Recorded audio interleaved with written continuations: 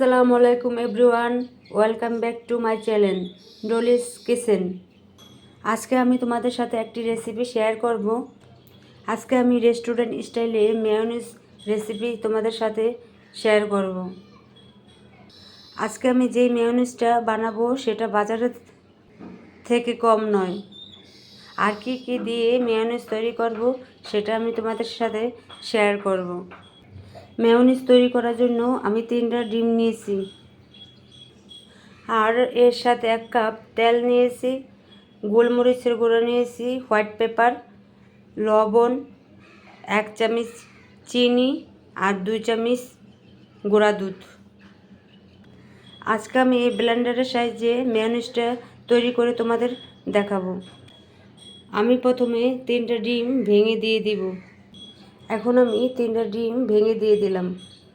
এখন আমি 1/4 চামচ গোলমরিচের গুঁড়া দিয়ে দিব, হোয়াইট পেপার। আমি এখন অল্প পরিমাণ লবণ দিয়ে দিব, আর দিব চিনি। এখন দিয়ে দিব 2 টেবিল চামচ গুঁড়া দুধ, আর দিয়ে দিব অল্প একটু তেল। এই তেলটা আমি অল্প অল্প করে ব্যবহার করব, তো এরকমভাবে অল্প অল্প করে ব্যবহার করবা, কারণ এই তেলটা একবারে দিতে হয় না। তাই আমি এখন একটা ব্লেন্ডারের সাহায্যে এখন মেয়োনিজটা তৈরি করব। এখন আমি একটা ব্লেন্ডারের সাহায্যে অল্প অল্প করে ব্লেন্ড করে নেব।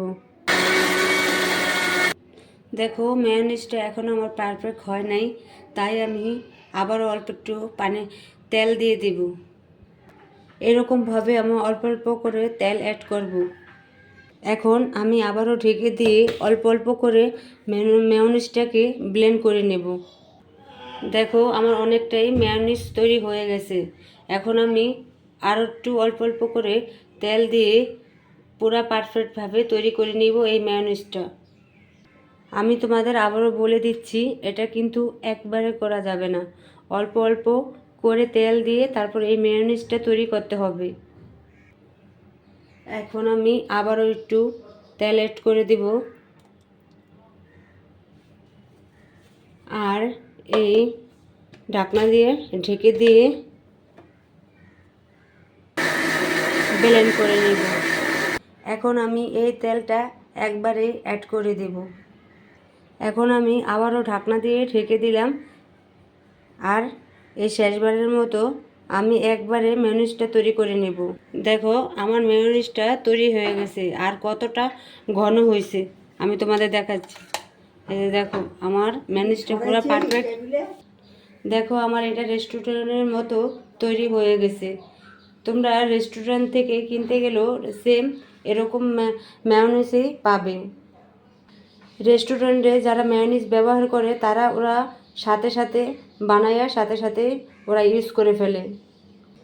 দেখো, আমার মেয়োনিজটা কতটা পারফেক্ট হয়েছে, কতটা ঘন হয়েছে। দেখো, আমার মতো তোমরা এভাবে বাসায় বসে ট্রাই করে দেখতে পারো। এখন আমি এই বাটিটার ভেতর ঢেলে দেব। দেখো, এখন আমি বাটির ভেতর এটা ঢেলে নিছি, আর এটা আমি ফ্রিজে রেখে দেব। আর এটা আমি যে কোনো জিনিস বানানোর জন্য ফ্রিজে আমি রেখে দেব। এটা দিয়ে আমি বার্গার, স্যান্ডউইচ বা আমি পাউরুটির ভিতরে দিয়েও এভাবে খেতে পারবো। তোমরাও আমার মতো বাসায় বসে এরকম ট্রাই করে দেখতে পারো। এটা কিন্তু রেস্টুরেন্টে বা বাজারের থেকে কম নয়।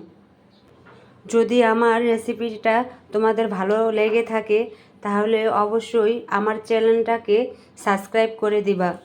আর তোমরা সবাই ভালো থাকবা। আল্লাহ হাফেজ।